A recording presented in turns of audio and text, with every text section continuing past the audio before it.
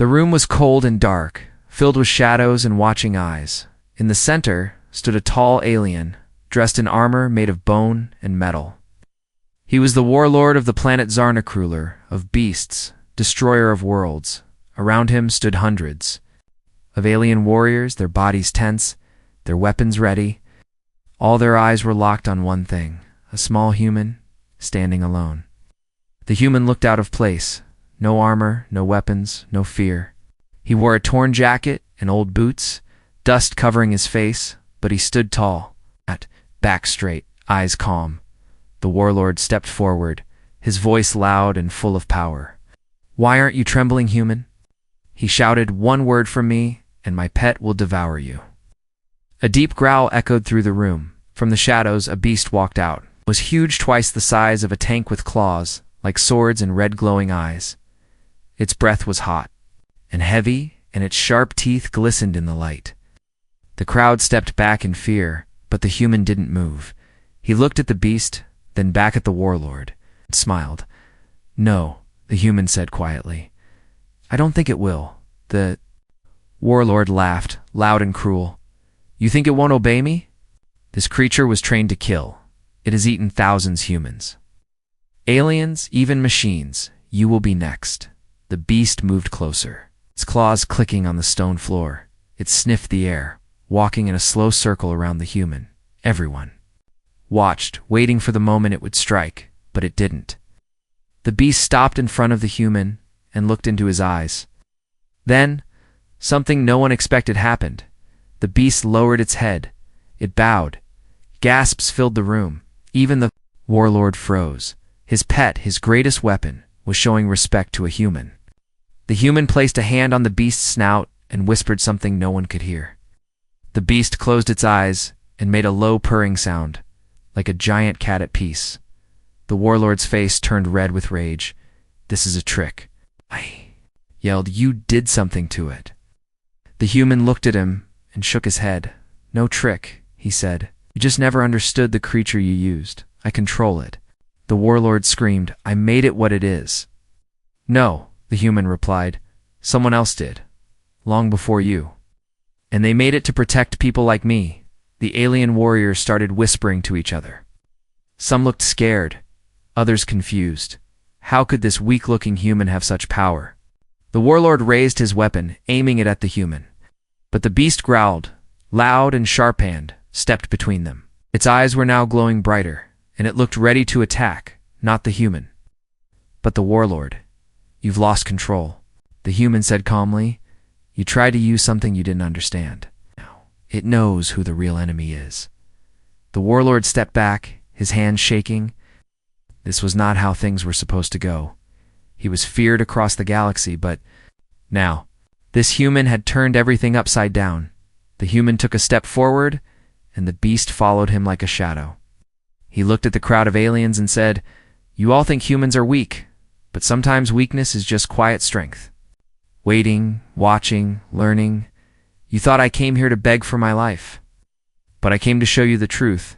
More whispers spread through the crowd. The fear that once belonged to the human was now moving through the aliens. They didn't know who he was, but they were starting to believe in what he said. The warlord screamed in frustration, "Kill him!" But no one moved.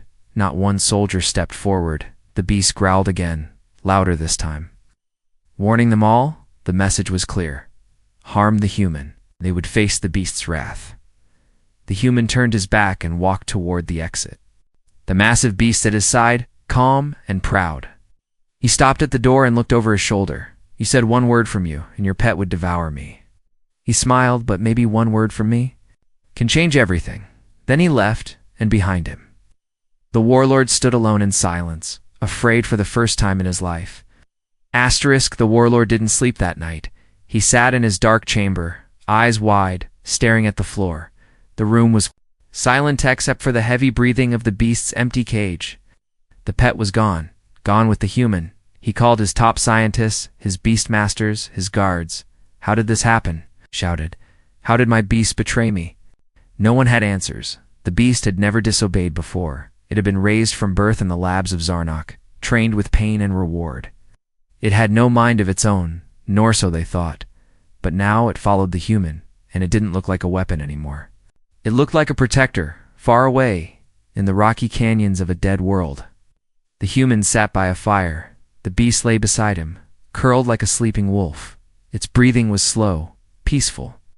The human watched the stars above, silent for a long time. Then he pulled something from his pocket, a small device, old, cracked, covered in dust. He pressed a button, and it showed a glowing map, not of the stars, but of something older, hidden underground, something called Base Terra 6. He looked at the beast and said, "You knew where to find me, didn't you?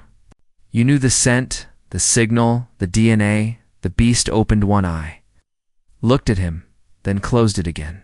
It wasn't just an animal. It understood. The warlord's ship flew across space. Following the human's trail, his generals begged him to stop. "This is dangerous," one said. "The beast may be infected or worse, reprogrammed." But the warlord growled, "It was mine, and it will be mine again." Meanwhile, the human and the beast reached an old metal door built into a cliffside. It was half buried by dust and stone, forgotten for centuries. The human placed his hand on a small scanner. It lit up green. "Access granted. Welcome, human." The door opened with a hiss. Inside was darkness until old lights blinked on. One by one, a hallway stretched deep into the earth, lined with rusted machines and faded signs in English. Genetics Bay, Terra Project, authorized. Humans only. The beast followed without fear, its claws tapping on the steel floor. They reached a large room with broken glass pods and shattered tools. In the center stood a tall metal capsule still working, still glowing inside it. A screen showed blueprints of the beast, not just one, thousands of them. Made from Earth's DNA mixed with alien genes, a weapon, yes, but also something more. Guardians, built to protect explorers, scientists, and colonists. They were made long ago by a forgotten human team. Before Earth lost contact with this side of the galaxy, the human stared at the files. Reading slowly, beasts are to recognize human scent and voice patterns. They respond best to calm tones. Never treat them with cruelty, or they may reject command. He looked at the beast beside him. "You were never loyal to the warlord," he whispered. "You were waiting for someone who spoke like you remembered." The beast gave a soft growl, almost like a sigh. It had waited so long for someone like him outside the base. The warlord ship landed. Troops surrounded the canyon, weapons ready. Drones flew into the cave tunnels, scanning every shadow. "Find the human," the warlord ordered. "Bring me the beast, or kill it if you must." But as the drones entered the lab, their lights flickered. Their signals went silent, one by one. Then came the growl, a low, thunderous growl that echoed through the stone, not just one, but many, from deep inside the base. Something ancient had awakened. The beast wasn't alone. It had found others still sleeping, still waiting. Now they were waking up. The human stood between them and the tunnel entrance, his voice calm. "They were made to protect us," he said. "You turned them into monsters, cages, chains, and pain. Now they remember who they are." The warlord watched his screens as shadows moved toward his men. Screams echoed through the radio, then silence one by one. The signals disappeared. His hand shook. He wasn't hunting a man anymore. He had disturbed an army of beasts that answered to one thing, a human voice. A new face appeared across the galaxy. It wasn't a warlord, not a criminal, not a soldier. It was the human. His face was on every bounty screen, every wall, every patrol ship. Small, quiet, standing beside a creature that looked like death. The bounty was clear. Alive if possible, dead if needed. 1 million credits. The name unknown species. Human. Threat level. Unmeasurable. Some aliens laughed when they saw it. "It's just a man," they said. But the laughter didn't last long. The first bounty team vanished. No trace, no signals, just gone. Then the second team, then the third, and then entire squads from 5 different planets stopped answering their calls. All of them had gone into the wastelands of the dead world. Hunting one human, none returned. On a quiet desert moon, the human walked beside his beast. They said nothing, just listened. To the wind behind them in the distance. Smoke rose from the ruins of another alien camp. The human didn't start the fight. But he always finished it. The beast growled low, alert. The human looked up, in the sky above. Small ships flew in a wide circle.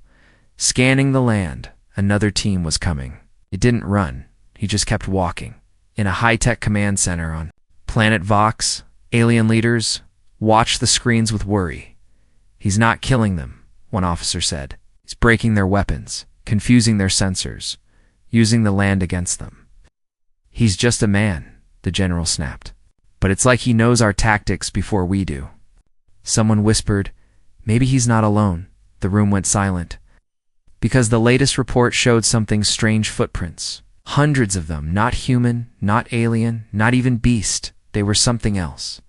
In an icy valley, anew. Bounty hunter teams set up a trap. They laid shock nets, laser walls, and invisible tripwires. They hid on the high cliffs, watching with sharp eyes. Then they saw him walking slowly through the snow, alone, target in sight. One hunter whispered, "Hold fire," the leader ordered. "Wait until he steps into the kill zone." But then something odd happened. The human stopped, bent down, and picked up a piece of wire from the snow. He held it up, smiled, and waved. The hunters blinked, confused. Then a sound came from behind them. Heavy breath, a soft growl. They turned around and saw eyes, glowing red in the blizzard. Dozens of them, all around. High and low, watching silently, the beasts attacked, not to kill, but to scatter. They knocked down weapons, snapped wires, chased the hunters into chaos when the storm cleared. All the traps were broken, and the human was gone. Again, a reporter on the intergalactic news network looked into the camera. "Who is this human?" She asked, "Why do the galaxy's strongest armies fear one man and his beast?" Some called him a ghost. Some said he was a weapon made by Earth, sent to spy and destroy. Others believed something deeper, that the beasts had chosen him not.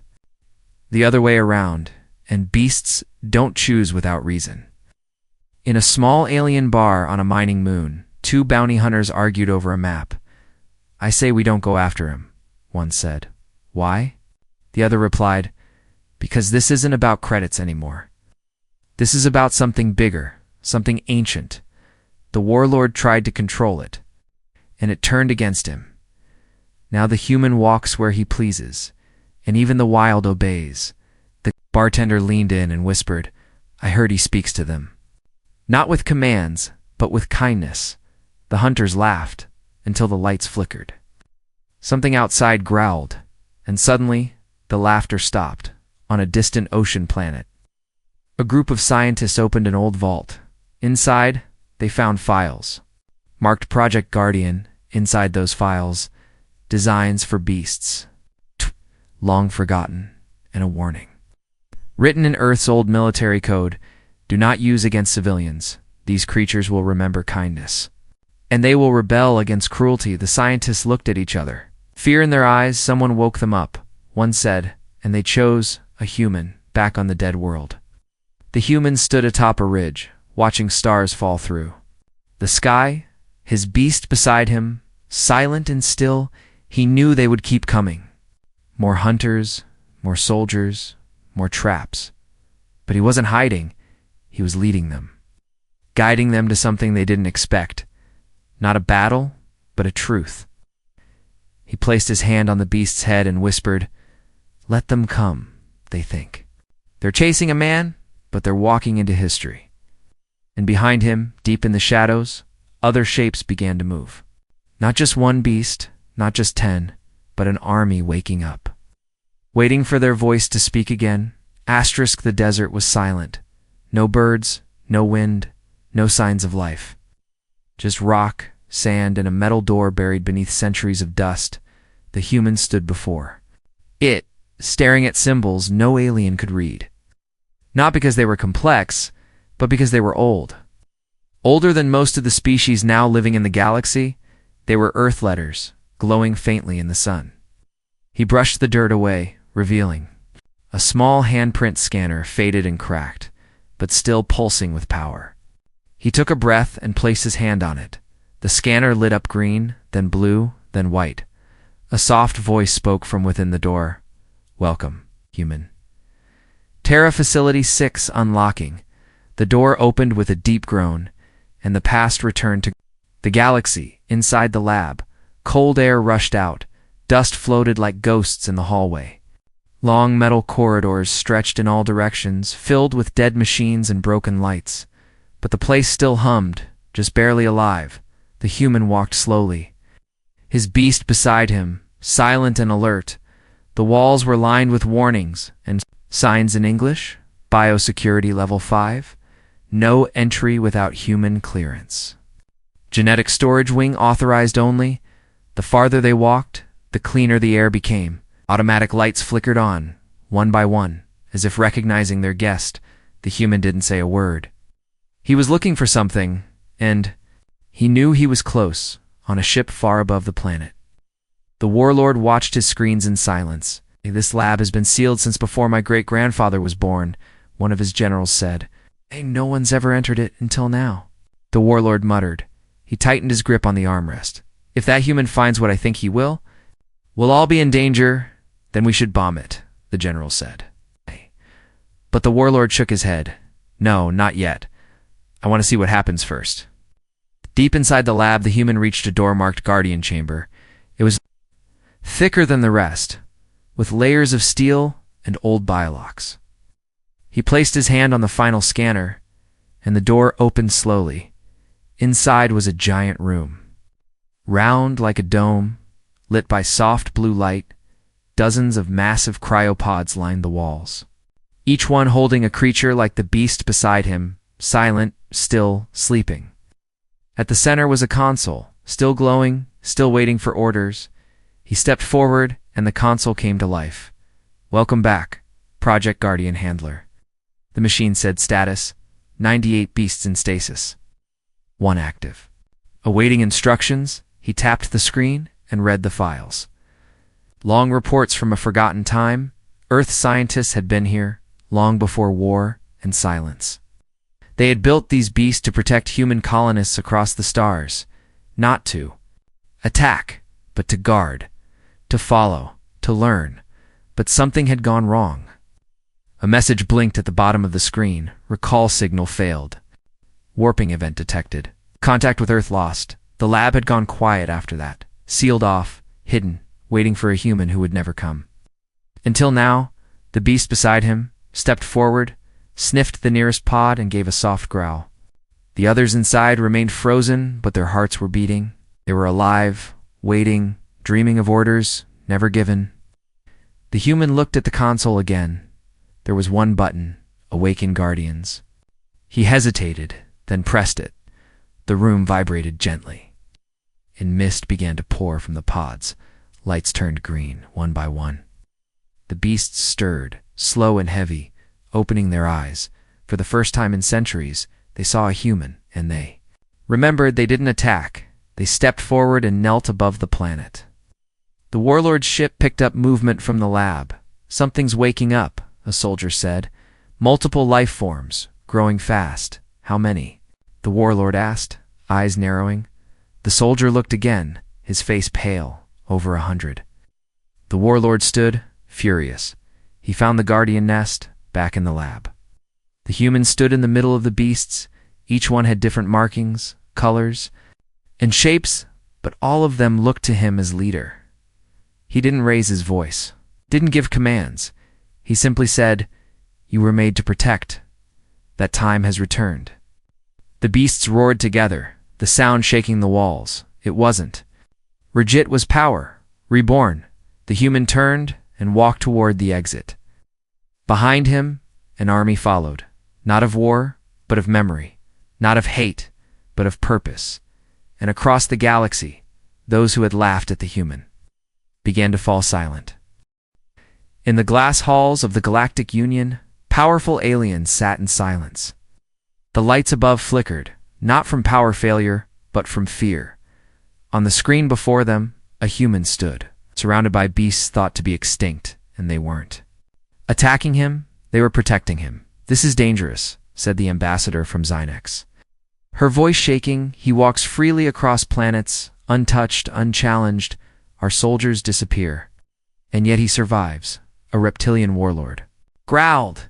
"No, he does more than survive. He inspires fear. And worse, he inspires belief. In the warlord's fleet, orbiting a shattered moon, confusion spread. Troops trained for war now whispered in corners.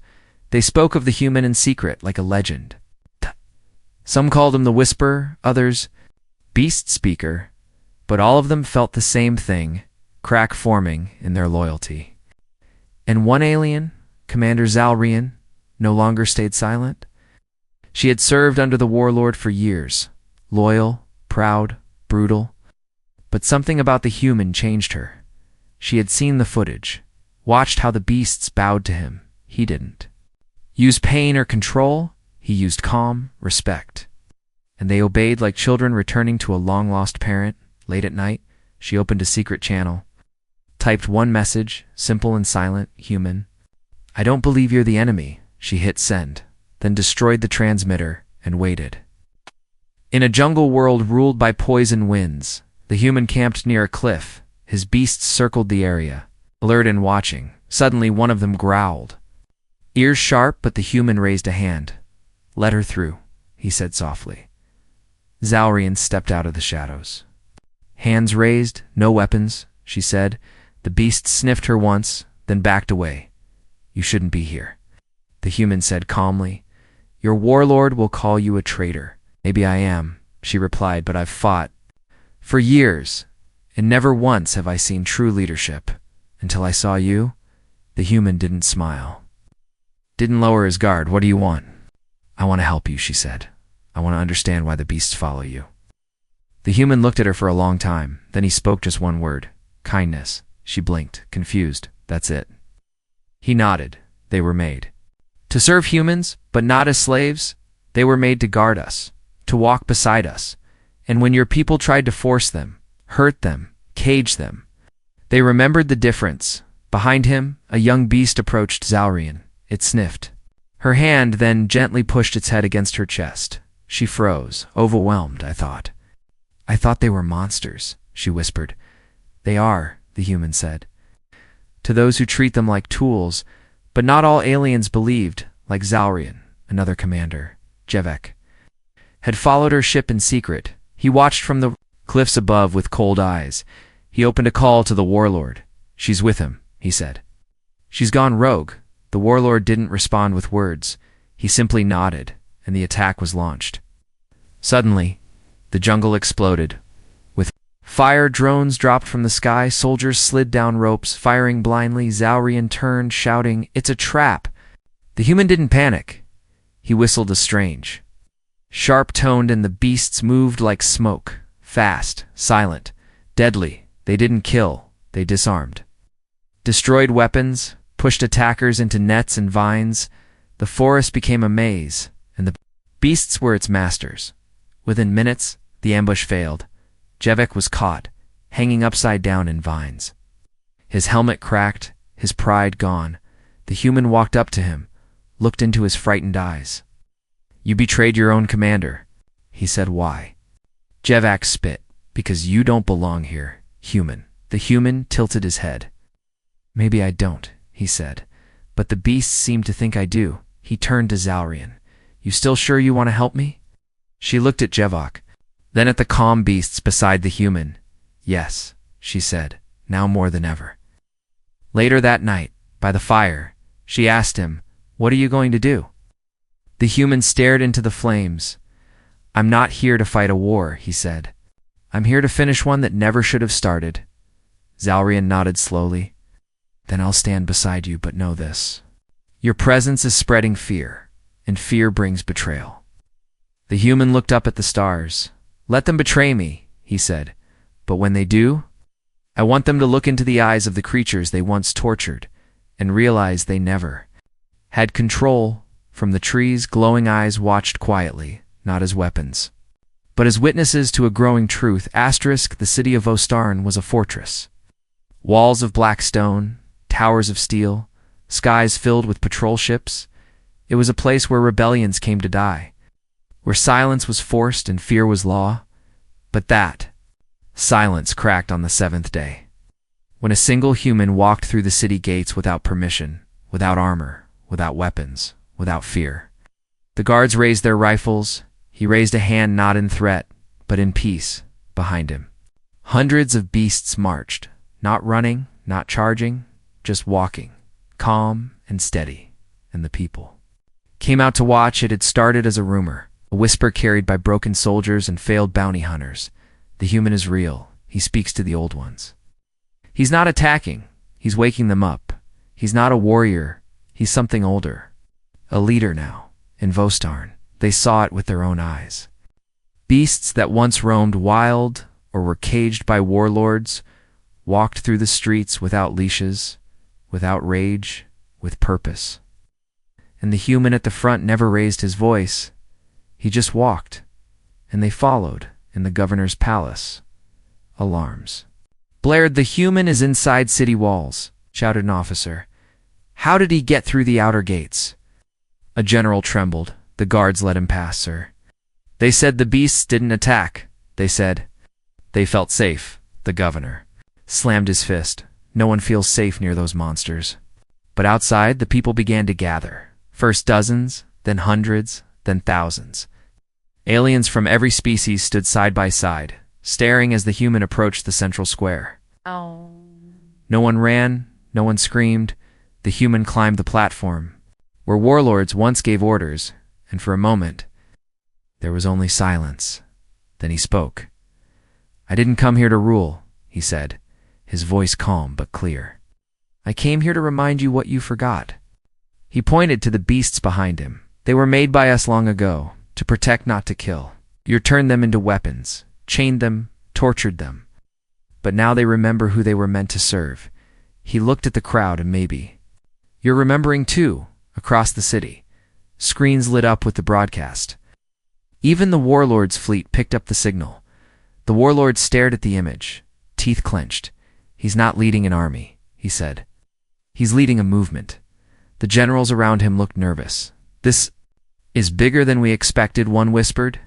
"He's just a man," the warlord snapped, but his voice shook because he saw something worse than violence. He saw belief, and belief spreads faster than fire. Back in the square, the humans stepped down. A child reached out and touched the paw of one of the beasts. The beast lowered its head gently, like it understood. The crowd gasped, not in fear, but in wonder, from the rooftops. Drones watched. Some were broadcasting, others recording, and across the stars. Millions watched in silence. They didn't see a conqueror. They saw something impossible, a human.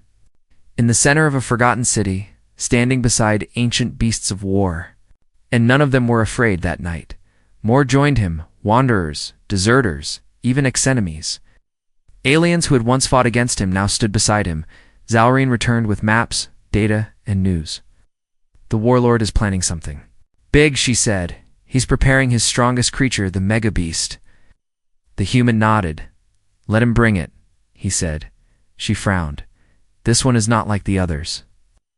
It was raised in darkness, with no kindness, no voice to guide. The human looked into the fire. "Then I'll be the first voice it hears in the deep vaults of the warlord's base." Machines roared to life. The mega beast stirred in its sleep. 10 times the size of a starship covered in armor, eyes like suns. It opened its jaws and screamed, not in hunger but in confusion. Soon, the warlord whispered, "I will remind the galaxy what fear feels like, back in Vostarn." The human stood beneath the stars. He looked at the beasts around him, once wild, now calm. He looked at the city once broken, now curious, and he said only one thing. "This is not the end. This is the beginning." In the distance, the ground shook. A sound rolled across the stars, not thunder, not war, but something waking up, something giant, something lost, and the human smiled. Not because he was ready, but because he was not afraid. The ground trembled long before the creature appeared. Mountains cracked, forests bent, cities silenced. And above it all, the warlord smiled. It took me years to build this monster. He said, no mercy, no memory, no heart, it obeys only. Fear, the creature behind him, stood like a moving mountain, flesh and metal fused. Eyes burning with unnatural light, they called it the mega beast, and it had never bowed to anyone until today. The human stood on the edge of the valley, below him. The beast approached like a living storm, wings of bone, breath of fire, steps that crushed stone. All around him, his guardians waited loyal, silent, ready. But the human raised a hand. No, he said. Let me face it alone. Gosh. Zalrian stared at him.